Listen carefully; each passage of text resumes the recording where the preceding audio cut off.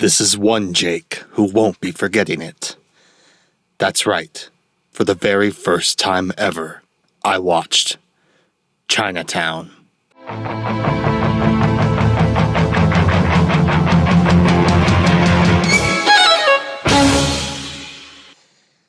What is up, everybody? It's your host, Jake Baker, and welcome to Clear Tinted Classics. I decided I should probably get a tagline for this show, so I'm realizing I'm bungling it already. The tagline for this show will be, I watch classics for the very first, and it's not really a tagline.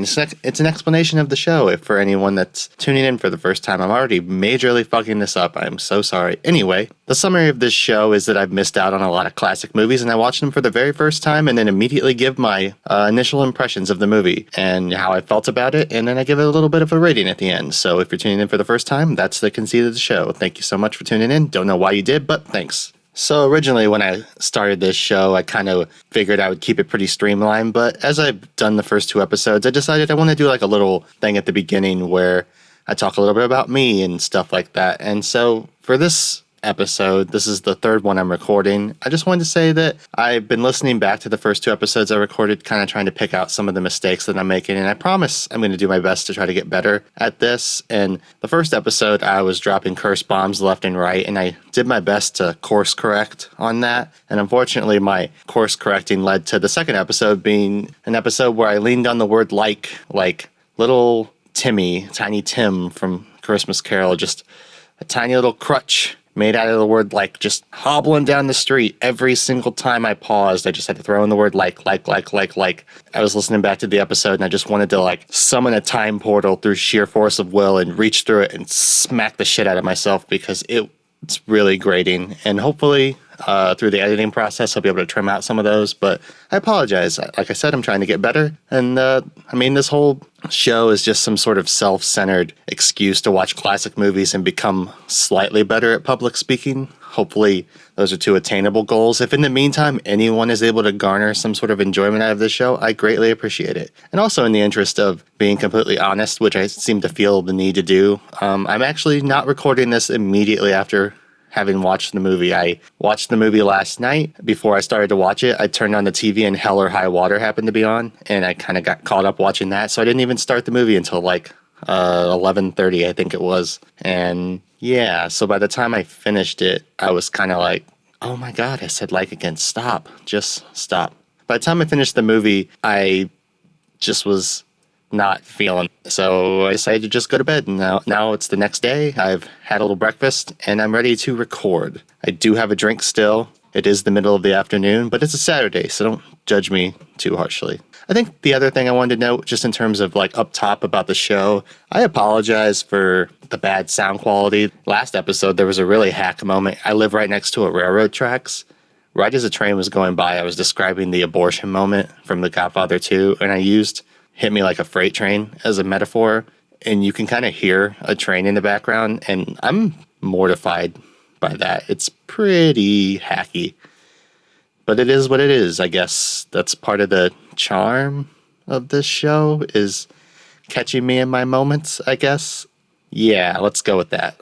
I feel like I haven't really gotten to talk a lot about my influences, so I kind of wanted to get into that for just a moment before we get into the movie. So yeah, I think the thing that might be the most relevant regarding this particular episode, Chinatown, is my love of screenwriting. I've been studying it pretty hardcore for about 4 years now. It's kind of funny, growing up, I was one of those kids that was always writing and stuff, and I love fantasy novels, and that was my main forte, and I would write little short fantasy stories, and in my head, the way writing works was there was only novels. You wrote novels, and that was it. And I loved movies, too, growing up, but it genuinely wasn't until college that I was looking at a course book, and I saw screenwriting as a class, and I was like, holy shit, you can do that as a career. You can write movies, and it just all clicked for me suddenly that you need people to write movies. I'd never thought about that before, and so I got into it, and it was really fun, and it's since become my main passion. I'm fairly new to it, but I feel like I've put in a lot of work studying it. I really enjoy reading about it. I listen to a lot of shows that involve screenwriting, and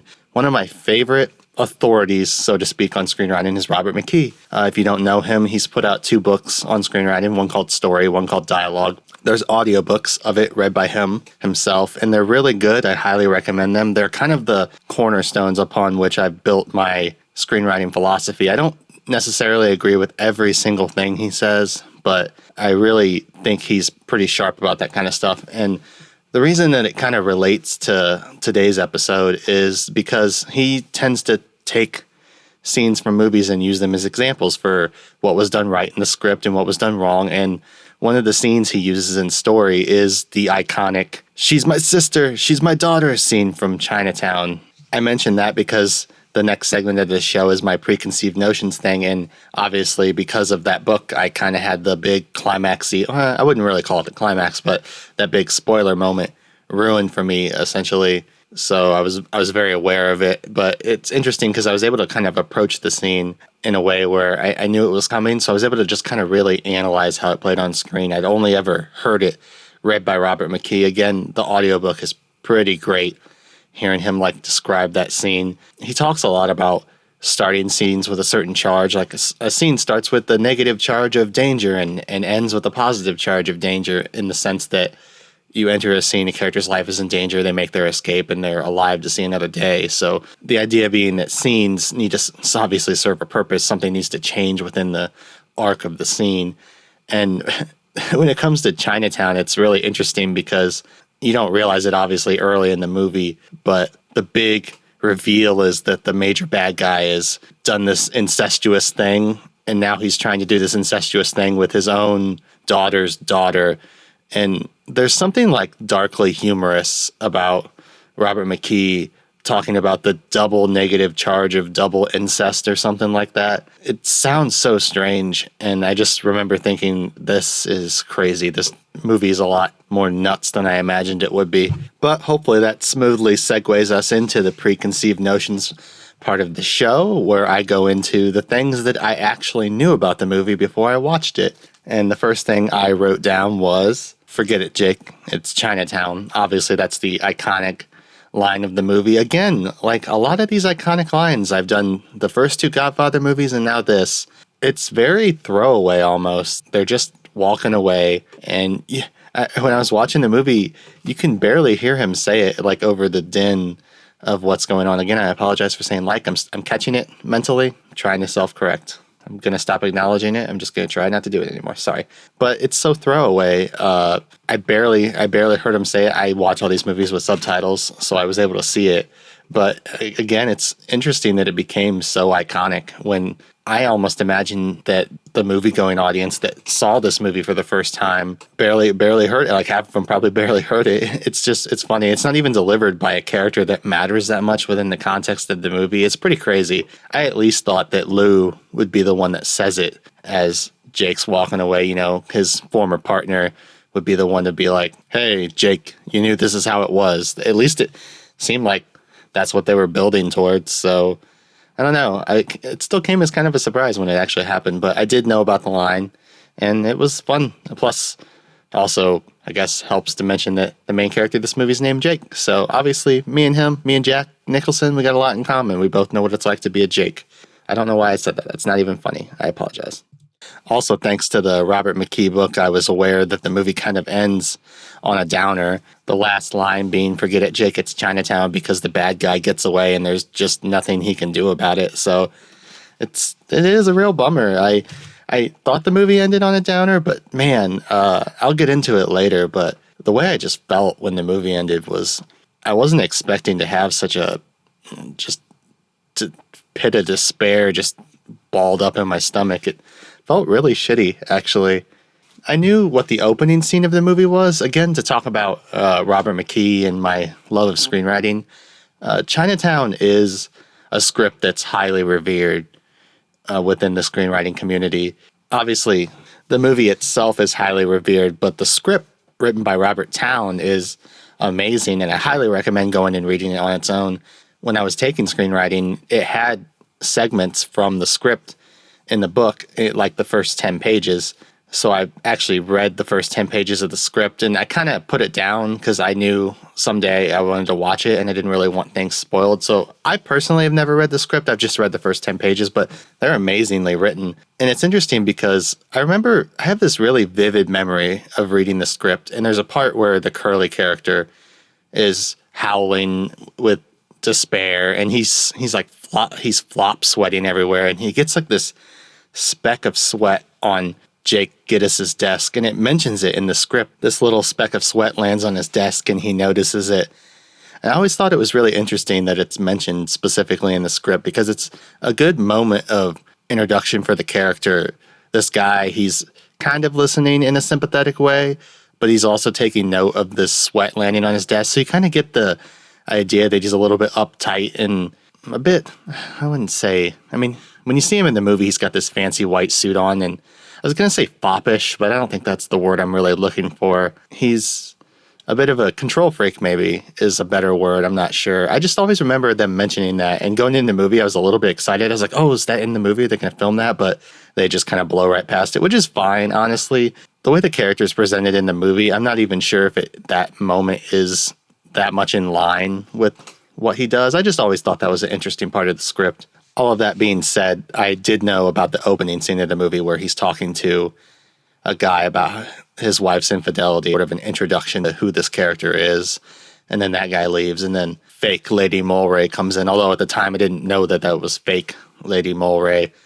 So when I was watching the actual movie, I was like, oh, that's the wife. Okay, I don't know. Well, then how does the lead woman come into this? I was a little off track on that. But I knew the opening scene, and it was good. It was great. And as I said in my intro, Robert McKee uses the slapping scene, the slapping incest scene, to show sort of like charges in the movie. It's obviously a very iconic scene. I was aware that was coming. And it was interesting. I actually I'm not sure. Obviously, it would be interesting to go back and be able to watch that movie not knowing the big twist. Because, I mean, there's no fucking way you would ever see it coming. It's not, I mean, it's like slightly hinted at, but the layers and the depravity that it goes to is completely unexpected. But having known that it was driving towards that point, I watched the movie in sort of a different light. And I'm kind of glad in a way that I was able to, because the scenes with Faye Dunaway where she's trying to answer Jake's questions, you can see her dancing around the subject. And I'm not sure she's doing such a good job of trying to play it smooth, but not. Like, her performance in this movie is amazing. But I was able to enjoy it, I think, a little bit more because I knew the truth. So I was able to kind of parse out what was a lie and what wasn't. And I think that helped me appreciate her performance a little bit more. But obviously, the trade-off is I don't get to be stunned like I was when the abortion thing happened in The Godfather 2, when she finally admits Noah Cross raped her when she was 15 and that her daughter is also his daughter, but her sister, the double incest thing. That's shocking. It would have been interesting to experience that for the first time, but it was spoiled for me. So just know that going into the movie that was something I was aware of, but the scene's still great. And I'll get more into that when I actually am talking about the movie. I also was very aware that Jack Nicholson is the lead character in this movie. I didn't really know a whole lot about his performance in it, and it was interesting going into it. I think that's a preconceived notion that I can kind of categorize under knowing him going into this movie. Actually, kind of gave me a little bit of a surprise. I've always thought he was a good actor, but I know him more from, Batman and The Shining, and I haven't seen One Flew Over the Cuckoo's Nest. That might be on my list to eventually do for this show, but I know Crazy Jack Nicholson, the guy who said, I warned Heath Ledger that he was going to kill himself. That's creepy. It's completely off track, but, I know him as Crazy Jack Nicholson, so getting to see, more suave Jack Nicholson and hero Jack Nicholson was really interesting, and it was something that going into the movie, I was like, oh, it's Jack Nicholson, it'll be interesting, and going in and then seeing how he is in this movie kind of flipped my expectations on its head, so it was a lot of fun. I thought he did a really good job in this movie too. And last, and perhaps least in terms of things I knew about this movie going in, are the sort of thematic sub-elements of the movie. I knew the movie was not about, obviously, but part of the plot of the movie had to do with the water shortage and stuff like that, the sort of metaphor that serves as. And I was also aware of, there's a lot of symbolism using like eyeglasses and stuff in this movie, binoculars, eyeglasses, magnifying glasses. The movie is essentially a mystery movie. And so there's a lot of moments where they use eyeglasses as clues. And I mean, there's the big eyeglass clue where he finds it in a koi pond and confronts Noah Cross with it at the end of the movie with him. But there's a lot of subtle moments too. He opens a drawer, there's a magnifying glass in there. The first time he's watching Mulray, he's watching him through binoculars. You get that cool binocular shot, which I'd be curious about that particular shot in terms of when that was used. Was that, I assume that wasn't the first time something like that had been done. It's still interesting watching these movies from, gosh, I mean, it's crazy. I always have this thing in my head where my default is to set everything from 2000. So I almost said this movie from 30 years ago. But I mean, at this point, that movie's from, 50 years ago? 74? That's crazy town. Wow. I don't know. I love 70s movies, though. This movie was gorgeous. It was gorgeous to watch, but the eyeglass metaphor was something. And again, it's not something I want to delve into too much in terms of the context of this show. Show's not as much about breaking themes down as my first initial. I watched this movie for the first time, and holy crap, here's the things that really got me. Nostalgia free, But I still think it's interesting to take note of something like that. It occurs to me that I completely skipped one of the segments of my show. Before I was introducing myself, and then I would do a summary of the movie, and then I would go into my preconceived notions. I completely skipped the summary part, the part where I badly summarized the movie, hopefully to the entertainment of the people listening to this, and also as a way to, if for some reason you're listening to this show and you've never seen Chinatown, don't know why you would ever do that. I'm not going to be the one that convinces you to watch it. You should go watch it. It's good. Spoiler, it's pretty good. But yeah, I like to summarize the movie because I'm bad at doing that. And maybe it's funny to hear me do it. This movie, I think, is a little easier to summarize than something like The Godfather. The Godfather was just so sprawling, and both movies are over 3 hours long. This movie, thank God. When I turn the cover around it, like the one thing I look at before I start the movie is I just try to check to see how long it's going to be. And when I saw that 130 minutes, I was just like, oh my God, thank you so much. Just something that's not 3 hours long.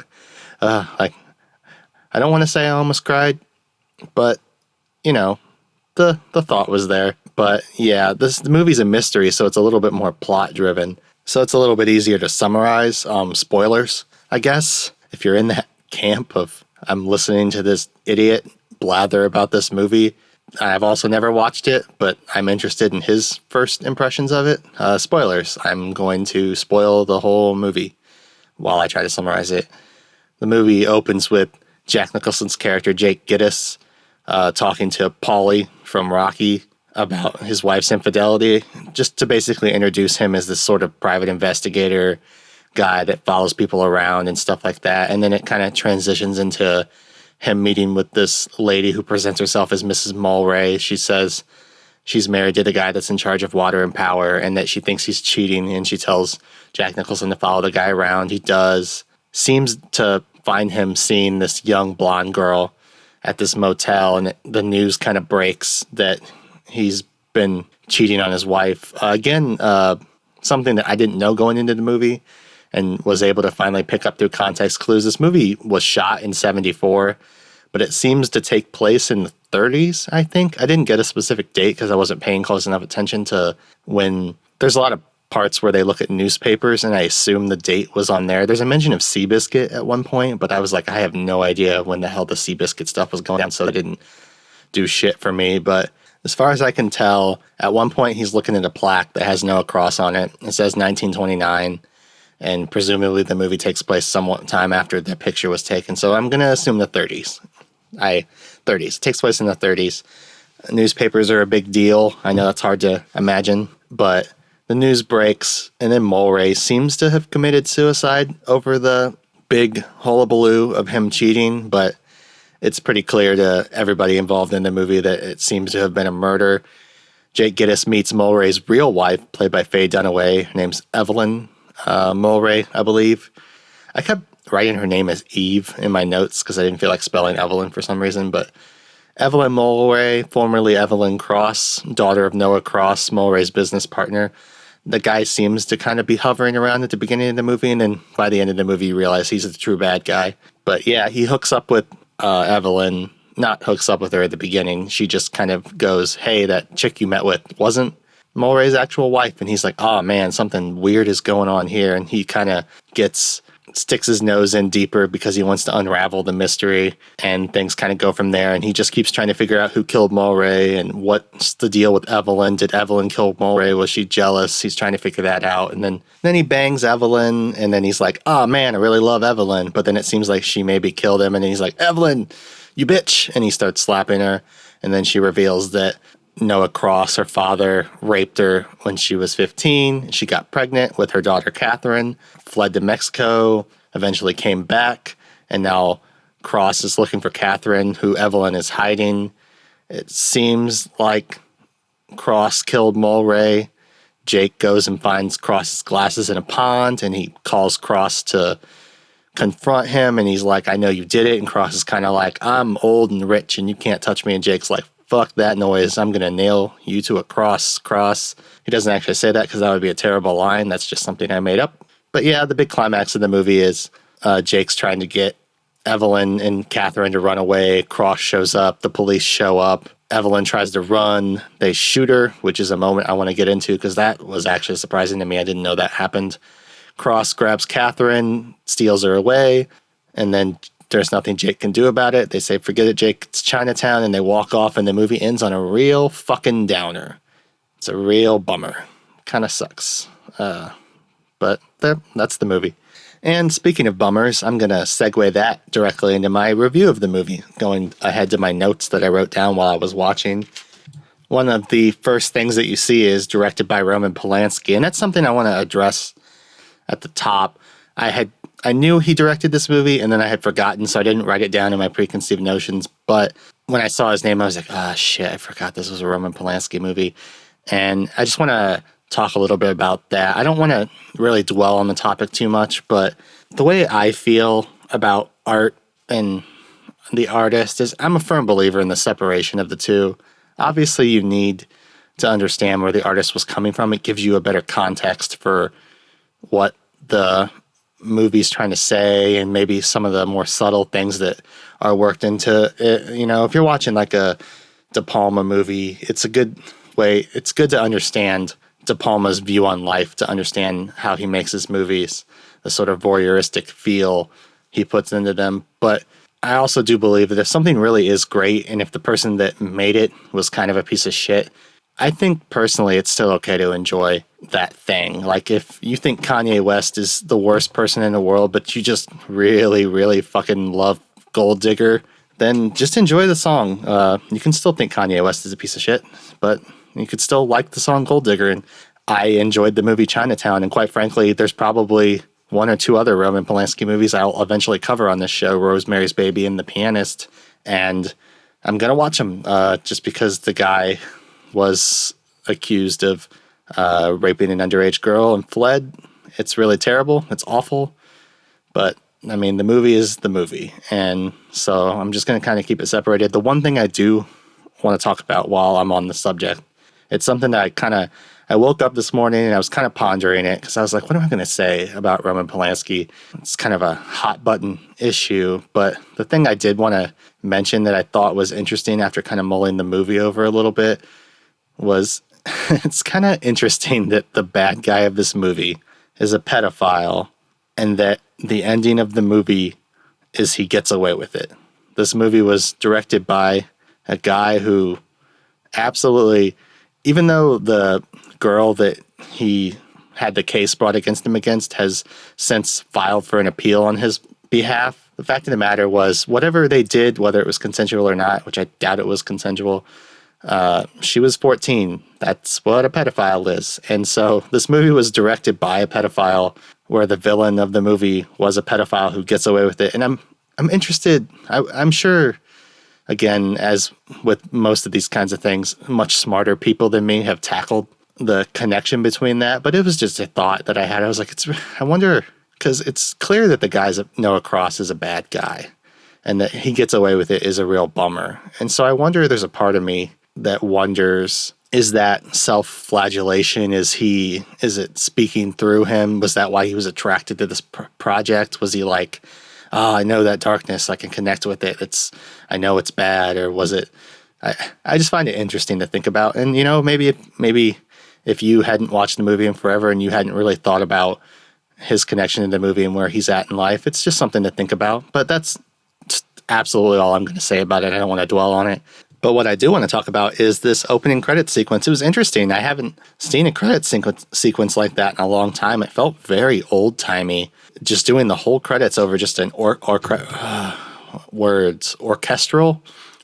sure, why not, score. And it's just the credits. It's not even over like some sort of driving sequence or anything like that. It's just the credits. And eventually it gets to screenplay by Robert Towne, which is another thing I wanted to talk about. In older Hollywood, there was people who were just screenwriters. You got your, what's his name? William Goldman, I think. You got your Robert Townes. You got the people who, they were just writers, and they would hand the script off to a director to take it. And that's something that's not really a thing anymore. A lot of people, they kind of have to be writers and filmmakers. There are some people that are able to just write scripts and stuff, but it's kind of slowly going away. And it's kind of sad, because I think this movie is absolutely the result of someone who's absolutely amazing at the craft of writing, Robert Towne, who was able to put all of his focus into just writing the perfect script. And then he hands it off to a guy, Roman Polanski, who's an incredible director. Again, however you feel about him, the fact of the matter is the guy fucking knows how to make a movie. This movie's gorgeous, and it's so well shot and well directed. It's insane. A guy at the top of his game of directing, able to just completely focus on directing, and you get this movie. This is a movie that I'm not even sure could happen anymore. It's a fusion of two people that are at the top of their respective games coming together to make something amazing. It is sad that it's kind of going away, but it's nice that we have this to remember it by, because I do think a lot of what makes this movie work is that going on behind the scenes was a guy, Robert Towne, that was just a great writer, and a guy, Roman Polanski, who was a great director, doing what they do best. And you don't see it as much anymore, and it's sad. And it's one of those things that makes you kind of go, the good old days. And I always think that that's a bit silly, because we're living in a day and age where things that we never dreamed were possible are happening. I mean, we're living in a time where the fact that I live in Fort Wayne, Indiana, doesn't mean I can't have a film career, because things have become so cheap and digital. And I don't think that would have ever happened back in 74. So I'm grateful for the time that I'm living in it, but I'm allowed my wistful thoughts too. So, this is something that I thought about during the opening credit sequence. So yeah, you get into the opening scene, and my first initial, I wouldn't quite call it a shock, but oh shit moment of the movie was finding out that this movie inadvertently has a lot in common with The Godfather. Just a lot of weird, if you're looking at the Venn diagram of movies, both of them were shot in the 70s, but take place like way in the past. This one, I think, a little bit further in the past than The Godfather. But the other weird connection, The Godfather has Talia Shire, who was great in the Rocky movies. But you know who else was great in the Rocky movies? Fucking Burt Young, Paulie. And there he is playing Curly right at the beginning of the movie. I was like, holy shit, it's Paulie. I was just excited to see him. I love Paulie. And I was like, as it happened, I was like, oh, that's crazy that this movie also has an alumni from a Rocky movie. And it's just a weird connection. I mean, to be completely honest, the reason I was watching this movie, the reason I picked this third, it's obviously on my list, and it's obviously one of the most well-regarded movies of all time. But the real, true reason I watched it was because I happened to just own it on DVD. I bought it on a whim once, and I've been sitting on it. I owned it on DVD, so that's why I watched it. At least that's why I watched it third. I don't really have a particular order that I'm planning on doing movies in, but it was kind of funny that the first three movies had this weird connection with each other. I just thought that was funny. Go Burt Young. Love him. But yeah, right off the bat, the movie was gorgeous right off the bat. I really love the look of film, and I love the look of 70s movies, and it was just... it was so good to watch, just immediately I was drawn in just by how everything looked, and it becomes more apparent the later the movie goes on, but Polanski he does a really good job. He sets like a really good frame. He positions the people where he wants them, and then he just lets the actors go. There's so many moments in this movie that are just really long one-shots where the actors just do almost an entire scene together. Eventually, if one of them moves, he'll cut to another shot, but it just feels really organic and nice, and the shots are framed so well that you don't mind that it's not cutting. And I do miss that kind of movie style, the way it used to be, where you could just hold on a frame without cutting every 3 fucking seconds. Cut, Edgar Wright, everything's a music video. Gotta cut. But yeah, my point is, it was just nice kind of slipping into this movie and just getting into that 70s feel. Again, same thing with The Godfather. I'm going to be biased when I'm watching these movies because I love the style so much, but it was just something I noticed right off the bat. I was like, yes, one of these movies. I love them so much. I enjoy it. I enjoy the ride. I don't know.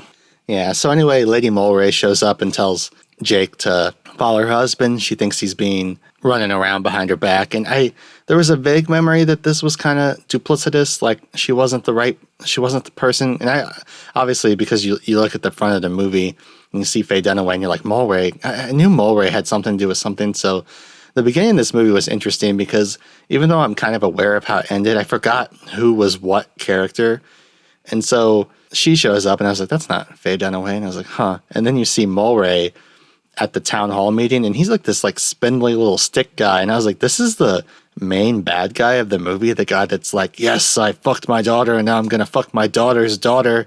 It's going to be awesome. I was like, this is an interesting choice for the bad guy. Obviously, eventually he gets knocked off and you realize he's not the bad guy. Even the fact that I guess to my knowledge, because the girl he was seeing was his daughter, essentially, he's actually a really good guy. He just gets murdered because he knew too much. So yeah, that sucks for him. But it was interesting kind of seeing him be the bad guy because he does have this, you kind of get flashbacks to maybe, I don't know, flashbacks or just because I don't know which movie came out first, but I found myself thinking about Raiders of the Lost Ark, sort of the main bad guy from that. I kind of got that vibe from him.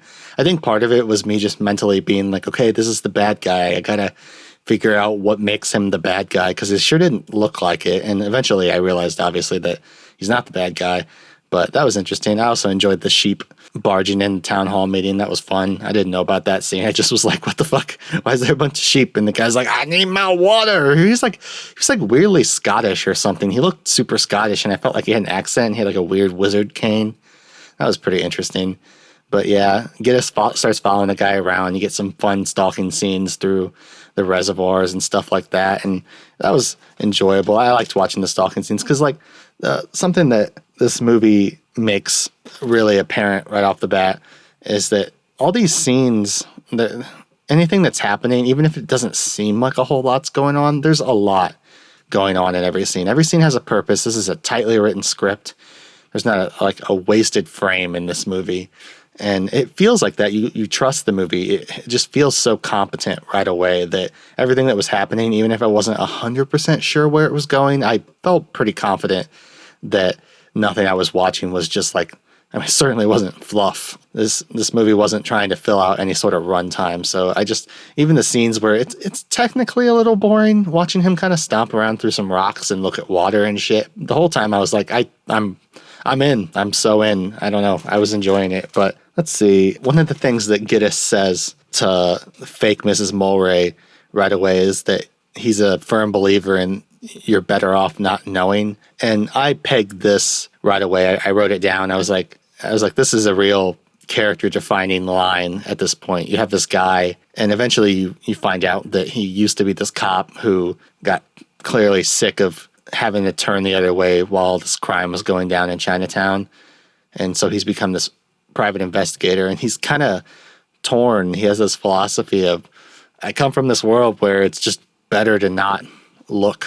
But his character, he's the kind of guy who can't not look. There's a moment, and I'm skipping ahead, but fuck it, I'm just going to skip around at this point. There's another moment that I wrote down that I thought was amazing, where he goes to visit the water and power offices, and he's kind of wandering around, and he hears something going on behind this door, and he yanks it open, and there's these two janitors that are busy chipping Mulray's name off the door because at this point Mulray has died. And I just thought, and maybe, I guess for some people it's a little on the nose when you go back and watch it, but for me that was so, it's quick, but it's everything you need to know about this guy. He's the guy that will open that door and look at this stuff going on because they're just quietly trying to take Mulray's name off the door. They're like, this shit never happened. Don't ever worry about it.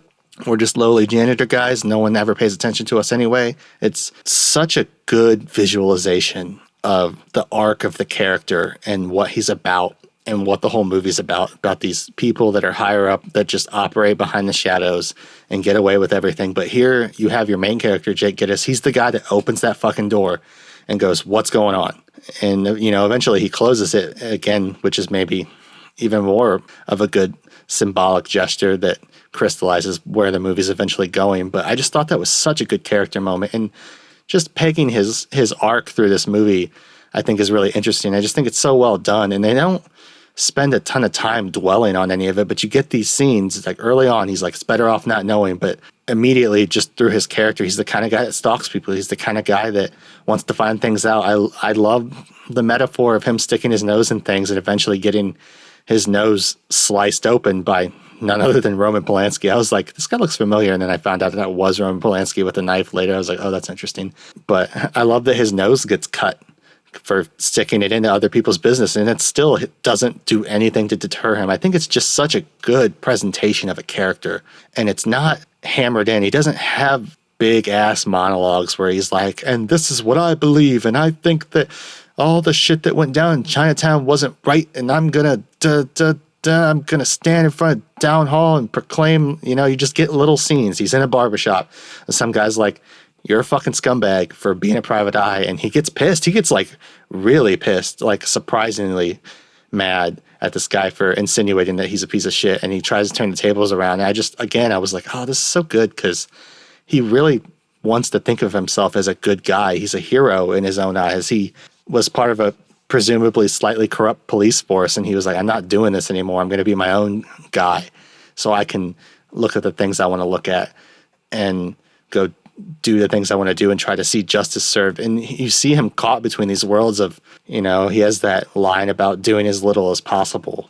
And it comes back at the end of the movie where he's just like, these cops, they do as little as possible because he's at his breaking point essentially, where he's like, I've seen the corruption. I've looked the other way before and I don't want to do it anymore. I don't want to look the other way anymore. I'm tired of it. I'm tired of these people getting away with it. And that's, I mean, other than I think Faye Dunaway's character actually getting killed and the girl being pulled away, the metaphorical tragedy of this movie is that even a guy who's so hell-bent on seeing the end of this corruption still can't put an end to it, no matter how hard he tries. Eventually, he just gets yanked away, told to forget about it, and they just walk off, and it's just this real fucking bummer. And it's just a bummer on so many levels, and that's why it sucks. That's part of, I think, what makes the movie so effective. Because going into it, I knew it was going to end on such a downer. I knew it. But what I didn't know was watching it, even knowing how it was going to go down, I still was really fucking bummed. I just had this pit in my stomach, this feeling. Again, I'm skipping around a lot, but I think this really pertains to what I'm talking about. The end of the movie, Evelyn pulls Catherine into the car and they're driving away. And I was like, holy shit, are they going to get away? I was like, they can't get away. And I was like, because this movie has a bad ending from what I know about. But I was so caught up. I was like, yeah, get away, drive. And they're shooting and it doesn't look, I was expecting them to like shoot out a tire and they didn't shoot the tire out. And then the car gets away, but then it seems like it stopped, but it's far enough that I couldn't tell if it was still moving. And then you start hearing the horn honking and it's just like, and it just gets louder. And I realized there's this moment where I was like, oh no. I was like, the horns, her head's just probably laying on the horn because she got shot. And I just had this, I guess I wouldn't quite call it despair because I wasn't exactly distraught, but I was so bummed out. I was like, no, they can't do this. And so even a movie where I knew where it was eventually going, I still got so caught up in it that when she got shot and they go up to the thing and her fucking eye got shot out. It was so gnarly.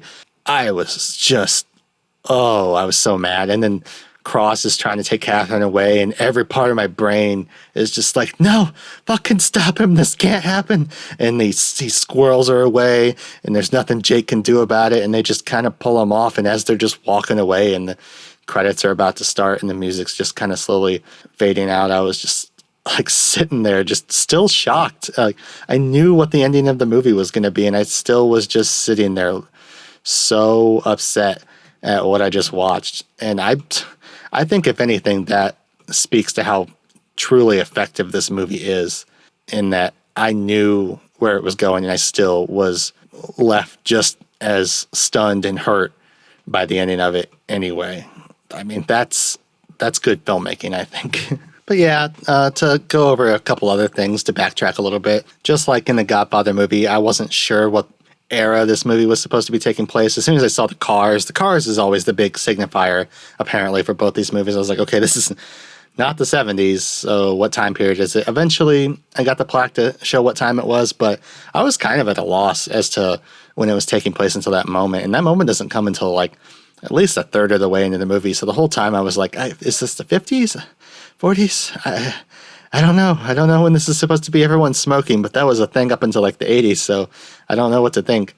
Eventually I found out it was probably the 30s, and I think that's interesting because part of this movie, I wouldn't go as far to say that it's a noir movie, because one of the really big tropes of that obviously is the voiceover, and they don't have any voiceover in this movie, but it has a lot of the same tropes as it. You got the mystery, you got the Evelyn Cross sort of serving as the almost femme fatale type character. And I think it turns a few of the tropes on its head, but I did find it interesting that it took place in the 30s, because a lot of those noir movies are actually kind of set in like the 40s and 50s. So to go even like earlier than that, I just found that kind of interesting. I was curious about like the time period and stuff like that, because it's obviously some sort of homage to those type of movies. And I think it does it really well, but it doesn't quite fit neatly into that category. So I thought that was something that was interesting to note. And speaking of like the mystery elements of this movie, I thought they were really well handled. A lot of the things that are clues that end up coming back later, they present them, they're not in like the most super obvious way, but they're still done well enough that I was keeping up pretty easily with the movie. I thought it was interesting that Curly has that throwaway line about, oh, they pay more for the albacores or whatever, the fish, I can't really afford it right now. And that comes back into play with the Albacore Club. I just remember thinking, oh, that's fun. I like that was mentioned early. And he sees the flag earlier, so it's all connected. And then he tears out the obituaries at one point. And I thought they did a good job picking the name. What was the name of the guy? It was, I wrote this down, Jasper Lamar Crabb. I was like, Jasper Lamar Crabb. I just remember seeing it on the paper and being like, that's a fucking weird name. And then when they're going through all the people that own the land and they said Jasper Lamar Crabb, genuinely, when he said that out loud, I was like, holy shit, that was one of the guys in the obituary. I was like, holy shit, that's how it's connected. And then he goes, holy shit, that's how it's connected. And I was like, I was one step ahead of you, Jack. Haha. But I just thought that was a good testament to the movie, that they were laying it out plain enough that I was able to follow along. It wasn't just some bullshit. And then I had to explain it later because it didn't make any sense. But because we wanted it to be a mystery, we couldn't really tip off the audience, because then that would ruin it. Like, this movie skates that line really well, to the point where the clues are there if you want to pick up on them. If you want to just go along for the ride, you can. It's just really, really well done. I think that's the best way to do a mystery, to layer in those clues really subtly. It makes it feel rewarding when it gets to it later, because if you were following close enough along, you can feel that sort of satisfaction of, yeah, I picked up on that. And even if you didn't, when it's revealed later, you can go, oh, yeah, I remember the thing with the thing. Of course. It just feels good. I think that's how you do a mystery movie, and it's fun. Speaking of it, part of it was ruined in that I knew that Faye Dunaway's character wasn't a bad guy. So there was never really the full-on femme fatale moment for me where I was like, oh, she's going to Sharon Stone his ass and stab him after they have sex or anything like that. So I was never really fearful, but they don't really present her as super dangerous anyway, which I think is also great, because if you are watching this movie or maybe back when you watched this movie for the first time without spoilers and stuff like that, there's probably a part of you that's like, oh, she's playing this way too subtle. She's hiding all sorts of shit. She's dirty. She's playing like she's like a little lamb, but I see a wolf under there. And I just think that that's there if you want to think it. Faye Dunaway's performance in this movie is really, really good. I thought she was just murdering it because it's really easy to see her as sort of this soft, feminine character who's just running into the arms of this guy. But I think, especially when you find out the things that she's been doing to hide her daughter and stand up for herself, and that she ran away to Mexico, and I think she's got a really strong center in this movie, and that she knows what she's doing. I think that comes through in the mystery element of it too. If you really want to think that maybe she's the bad guy, it's there to pick up on, but at the same time, you really want to be on her side. And it makes you feel for the Jake character a lot, because the moral quandary that he finds himself in is he's fallen in love with this woman, and a lot of the clues are pointing towards her being the dirty one and her being the one that killed Mulray, and he still doesn't know about any of the stuff about that being the daughter. So in his head, he's looking at this girl. He's like, the guy was committing an affair, and you have this Faye Dunaway character, and she's playing it kind of cool for someone who just lost their husband and stuff like that. So I'm a little suspicious, but I'm also really digging on her, and I don't want to believe that she's bad. So again, part of that scene where he confronts her and starts slapping her, which, by the way, god damn, he seemed like he was slapping the shit out of her. That was pretty intense. I'm sure that there's part of that was, like movie slapping and stuff like that, but he looked like he was hitting her really hard. And again, the nature of this movie is they do a lot of shots in oneers. So he smacks her like 5 times. There's no cuts. It's all the same scene. There's so many times where she had to keep her shit together, like within the same shot, and go through so many like peaks and valleys to being really happy post-coital. Suddenly she's getting questioned, and the whole time her tits are just out. I was just like, this is insane. The performances in this movie, just especially because the nature of it being done in so many oneers, I just thought that was truly impressive. So that slapping scene was intense, but that's part of like what Robert McKee gets into in that scene. Jake's despair in that moment of, I want to believe you, but I can't, and I'm over, in that moment he's overcome with rage. Again, this is one of those movies that takes place in the past where hitting women was still kind of a thing. Thankfully, it's not as much anymore. If someone gets slapped in a movie, it's a lot more of a big deal now, which is good. But it was intense. And it's, again, the point is, like, I understand where the character was coming from, and major props to Faye Dunaway for being able to act through all that crap. That was intense. I'd say, speaking of their relationship, I was a little bit nervous because I knew that eventually they probably would hop into the sack together. They were spending so much time on the mystery. I was like, I'm not sure if I'm going to be able to really buy their relationship, but they have good chemistry right away. And there's a really good moment, I think, that there's 2 back-to-back moments. It's when they go to the retirement home, and Jake is kind of swindling essentially the head guy at the desk. He's just, this is so bad. Oh God, I almost choked like when it was happening, but he's like, I want to check my father in here. Do you accept Jews?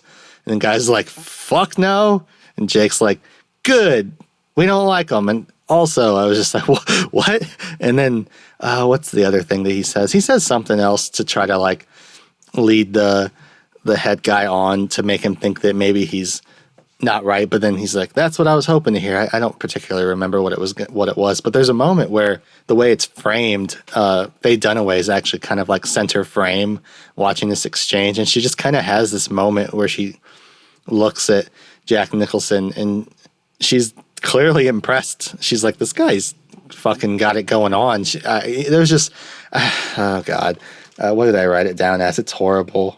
How did I describe that?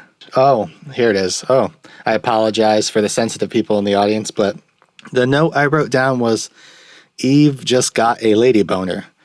That's what I described it as. She kind of got a lady boner for old Jake.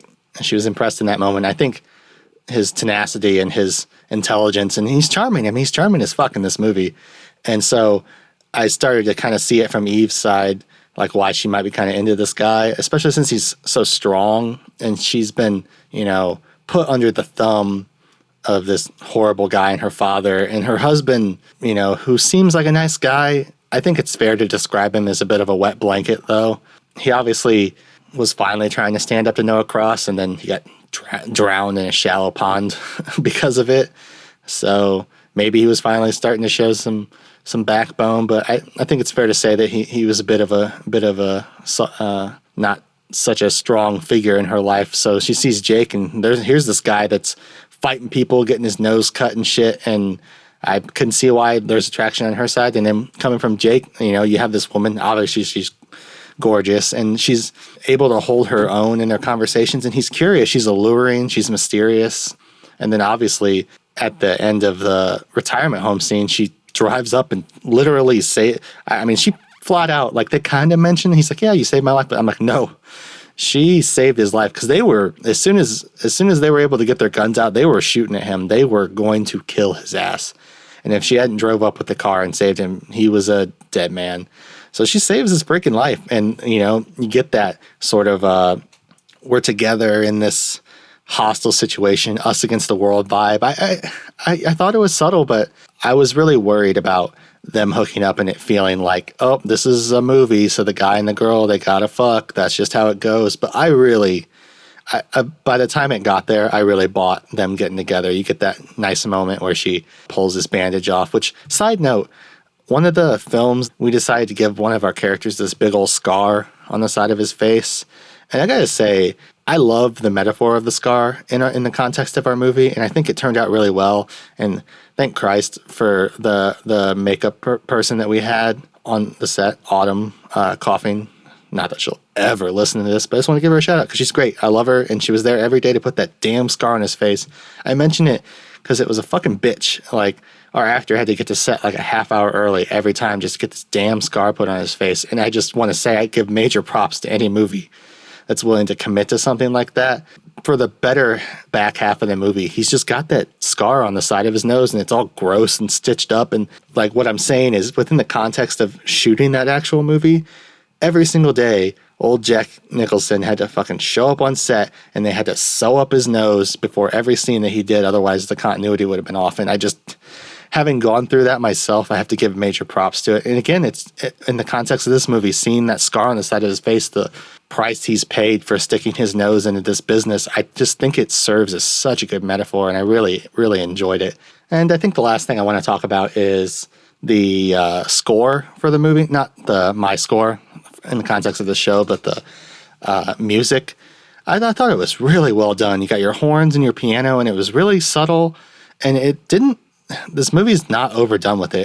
When it needs it, it plays it, and it has some good musical stings, like when you see Mulray's body, it has this like sort of play up scene that I thought was really good. You got little stings in there, and then it's got good, when the music plays, it plays with a purpose, and it's really well done. I just thought the score was brilliant as well. Every aspect of this movie was really brilliant, which is, I'm kind of putting off getting into the part where I actually score the movie because I'm a little nervous. I'm not 100% sure what I want to give it. I'm torn. It's something that I really need to think about, but it's that time, so there's no putting it off any longer. It's time for me to give my score here on Clear Tinted Classics. My score for the movie, I do a rating out of 10, 1 to 10, 10 being the best, and it's a heavily weighted scale because of the nature of the show. I'm going to be watching movies that are considered some of the best movies of all time, and so for context, if for some reason you haven't listened to the first 2 episodes of the show, I gave The Godfather an 8.5, and I gave The Godfather 2 a 9. Again, in any normal setting, both those movies are hardcore 10s. I may never give a movie a 10 on this show, or maybe I'll give this movie a 10. Oh, no, I'm not going to give it a 10. I think what it comes down to is and the reason I did the Godfather movies first is I wanted the Godfather movies to set a bar for how good a movie has to be on the show and what gets what. And so for me, with Chinatown, I'm looking at a movie, I have to put it up against the Godfather movies in terms of how truly good is it. And there's a part of me deep down, I like genre movies. And the thing is, this movie is more of a genre movie than the Godfather movies.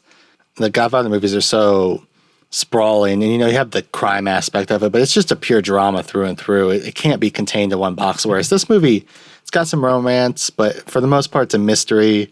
bit of a thriller, got some noir elements to it. I love seeing those genre building blocks. And the whole time I was watching this movie, I was just really enjoying myself. The way it's shot, the wonders. There's a couple shots where the frame starts on Jake Gittes' like cigarette, and he slowly pulls it to his mouth and the camera just follows it. It happens while he's on the boat, and it happens while he's in bed with Faye Dunaway. It kind of pans over, and I love the framing of the movie. I loved the part of it. I enjoyed following the mystery, but at the end of the day, I thought the character arc was so well done. I thought the performances were so fucking good. I loved the feel of it.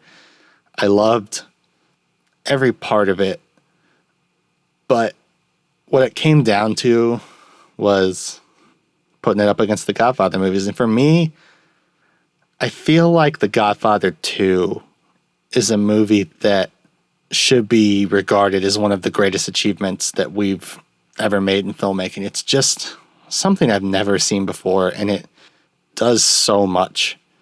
And for me, I can't put Chinatown over that. But, and maybe I'll get some shit for this, I think it's fair to say it's as good as The Godfather, the first one. So here on Clear Tinted Classics, I'm giving Chinatown an 8.5 out of 10. So there you go. And the last thing I like to do on this show is I've seen a lot of obscure movies that maybe a lot of people haven't seen. Anything that's on Showtime or HBO, if I'm just flipping through the channels and I see it's about to start, I will just put it on and I'll watch it. I'll give anything a shot. I get invested in movies so easily. I like to try my best to tie the movie that I recommend. I like to recommend a movie that maybe you haven't seen. The whole point of the show is I'm watching movies for the first time that everybody else has seen except me. The idea is at the end of the show, I recommend something that I've seen that maybe everybody else hasn't seen. The last movie I recommended was The Judge, which is a movie maybe more people had seen. It's not quite as obscure. And like that, this movie is a movie that probably a lot of people have seen, but it was a movie that I personally put off watching for a while because I was worried about it being shitty. And I finally sat down and watched it a few months ago, and I was actually pretty impressed. Sin City's been a movie that I've loved for a really long time. And it's so genre-y and good. And we took little pieces of it when we were making our movie, especially in terms of it being an anthology. And I love that movie. And that's why I put off watching Sin City: A Dame to Kill For so long. It came out way after any sort of sequel probably should have ever come out. I was like, this has got to be shitty. I didn't watch it. I finally saw it was on Netflix, and I went, fuck it, I'll watch it. And I gotta say, I liked it a lot. Way more, maybe it was because I went in with low expectations, but I thought it was good. I don't think it was as good as Sin City, but it got a lot closer than I would have ever guessed, and I really enjoyed it. And if you liked Sin City and you have also been avoiding A Dame to Kill For like I was, I highly recommend watching it. It was really good. You got Ava Green. She wasn't in the first one. She's in this one. She is incredible in this movie. Joseph Gordon-Levitt gets a really good storyline. And one of my favorite things about A Dame to Kill For was I'm not the biggest Jessica Alba fan in the world. I know that's a weird thing to say. A lot of people think she's great, and she doesn't really get a ton to do in Sin City. She's just the girl that Bruce Willis wants to protect. In A Dame to Kill For, she has probably my favorite scene in the whole movie. I guess spoilers, because the whole point of this is I'm recommending something that maybe you haven't seen. So spoiler, it's not super spoilery, but there's a part where she's like in the back of a strip, it's more like a bar, but she's just got a bottle of booze in one hand, this big ass revolver in another, and she's looking at the bad guy through a hole in the wall where he's like playing poker, and she's just taking a big old swig, and she's like unsteadily pointing the gun through the hole, trying to decide if she's going to kill the guy. That scene was amazing. I was like, Jessica Alba, you just kind of stole my heart a little bit after all this time. So if you haven't seen A Dame to Kill For, I actually recommend it. I think it's really fun, especially if you like Sin City. It's got the exact same vibe to it. A lot of fun stories. It's a little confusing as to when it's set, the timeline of it. And also, for some reason, they replaced Clive Owen with Josh Brolin, I think it was. But it's absolutely worth watching, and I totally recommend watching it. So, yeah, that's going to do it for me. I've been your host, Jake Baker, here on Clear Tinted Classics, and I will catch you guys on the flip-flop later. Still sticking with that intro. It's terrible, but thank you guys so much for tuning in. Bye-bye.